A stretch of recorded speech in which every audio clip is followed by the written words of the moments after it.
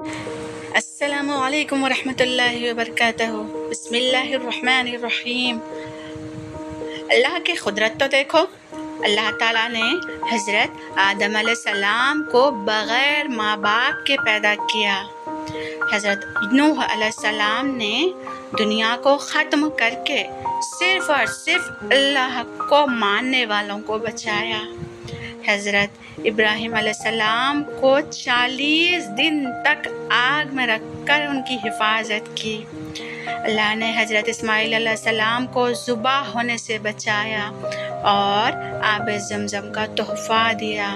اللہ تعالیٰ نے حضرت یونس علیہ السلام کو 40 دن تک، کتنے دن؟ 40 دن تک مچھلی کے پیٹ میں رکھ کر ان کی حفاظت کی۔